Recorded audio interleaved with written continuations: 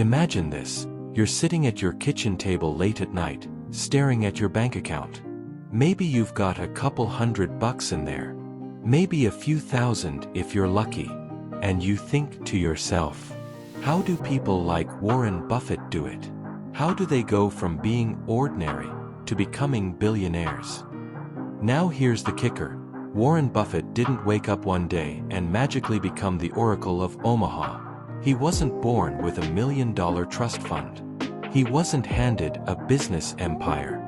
No, his first $1 million, his very first, was built piece by piece, with relentless discipline, an obsession with investing, and a mindset that most of us would consider, well, almost boring.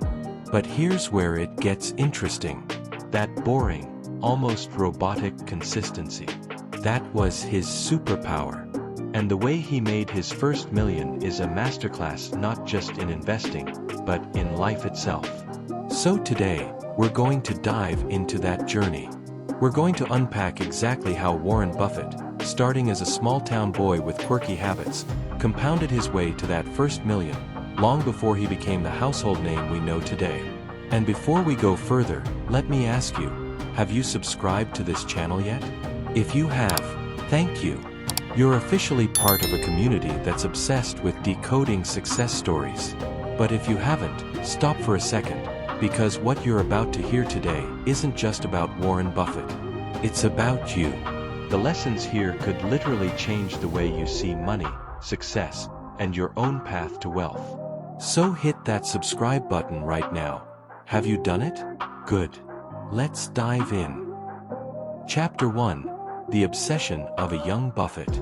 Picture a little boy in Omaha, Nebraska. While other kids are outside playing baseball, Warren Buffett is buying 6 packs of Coca-Cola for 25 cents and selling each bottle for a nickel profit. He was 11 years old when he bought his first stock. 3 shares of City's Service Preferred, at $38 a share. When the price dipped to $27, he panicked. But when it bounced back up to $40, he sold.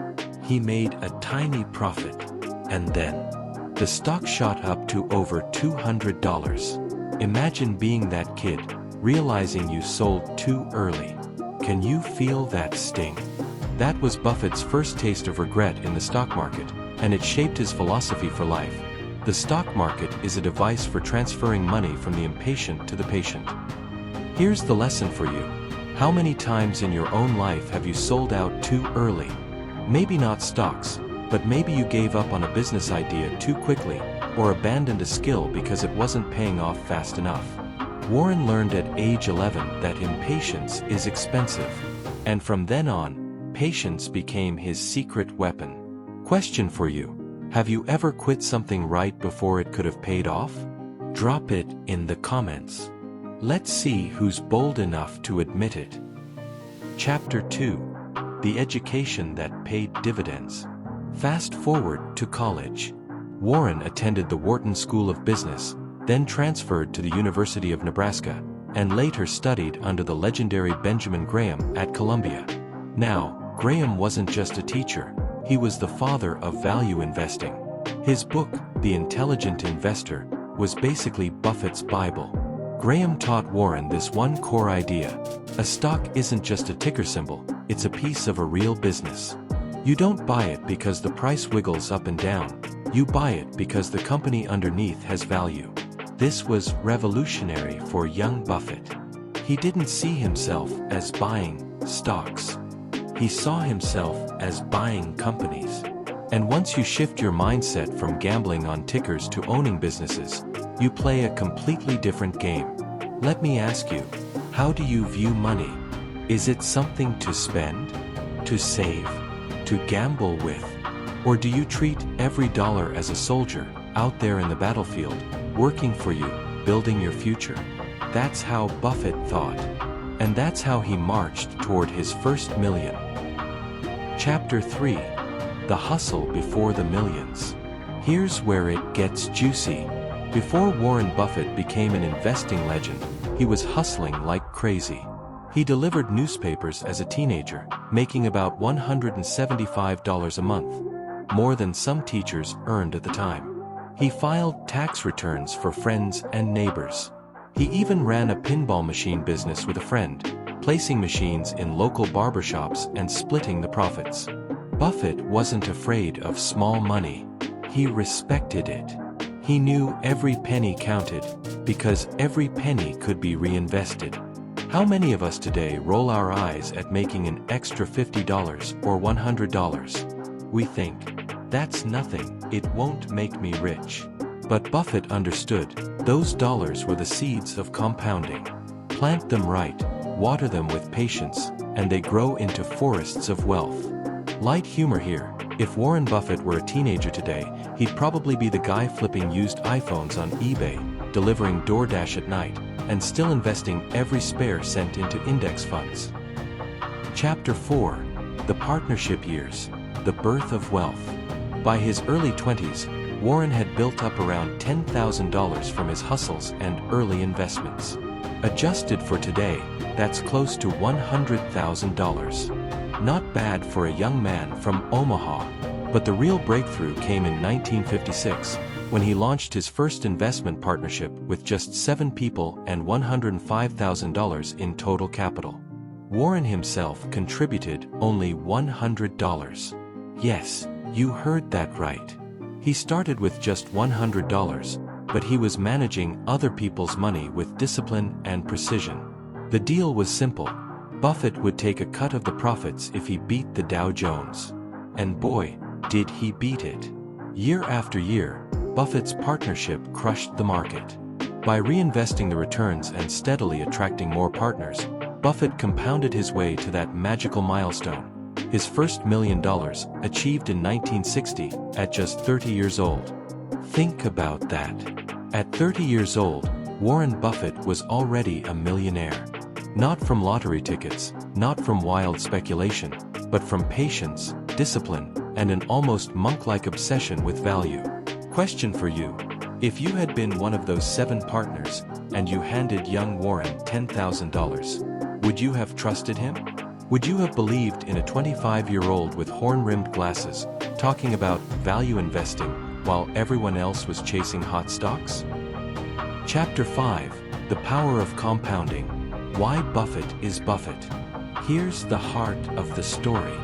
Warren Buffett didn't make his wealth from one genius trade.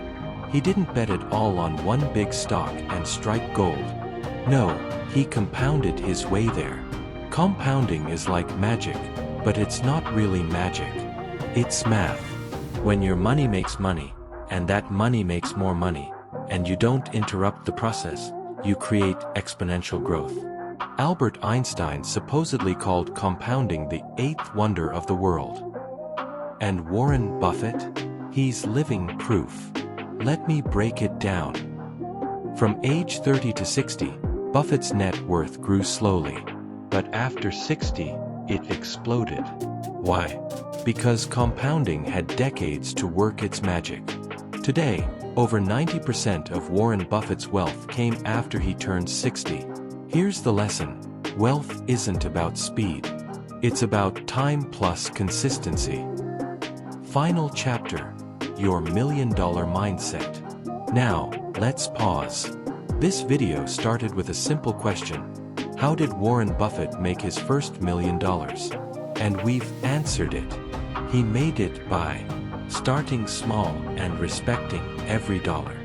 Learning from mistakes early. Treating stocks as businesses, building partnerships, and, above all, harnessing the unstoppable power of compounding. But here's the bigger question. What does this mean for you? Too often, people think wealth is out of reach. They think the game is rigged. But Warren Buffett's story proves otherwise. He wasn't born into wealth. He wasn't the smartest kid in the room. What he had was patience, discipline, and a willingness to think long-term when everyone else was chasing quick wins. And this is where you need to wake up. What's your first million going to look like? Will you be the impatient person, selling your dreams too early? Or will you be the patient investor, the relentless learner, the one who plants seeds now so that in 10, 20, 30 years, you're reaping forests? If you've watched this far, you're not average. Most people would have clicked away by now. That means something. It means you have the mindset, the curiosity, and the hunger to grow. So let me challenge you, don't just watch Buffett's story. Live your own. Drop a comment right now. What would you do with your first million? Invest it. Travel the world. Build a business? I want to know. And let's inspire each other. And hey, thank you to those who've subscribed already. You're the reason we keep making videos like this. For those still holding back, let me be real with you. Subscribing doesn't cost you a penny, but it could make you richer in ideas, mindset, and motivation than you ever imagined. So hit that button and join us. Have you subscribed yet? If not, what's holding you back? Conclusion. And there we have it, the story of how Warren Buffett made his first $1 million. Not through shortcuts, not through gambling, not through some overnight miracle, but through patience, discipline, and a mindset that turned ordinary dollars into extraordinary wealth. Now, before you click away, I want you to pause and think about this. What if you started applying even 10% of Buffett's mindset to your own life?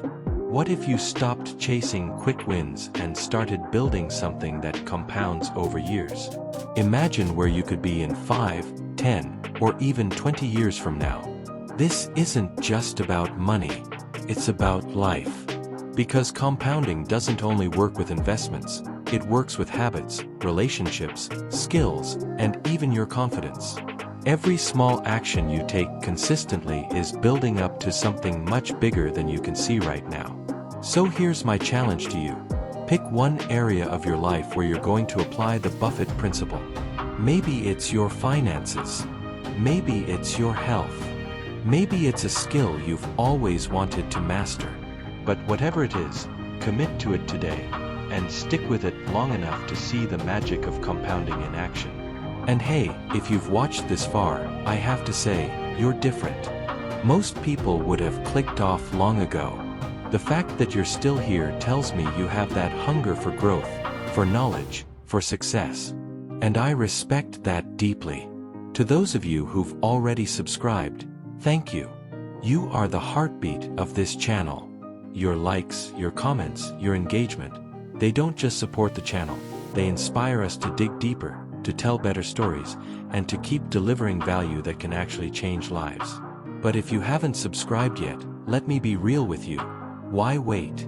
Subscribing doesn't cost you a single cent, but it could be the most valuable click you make today.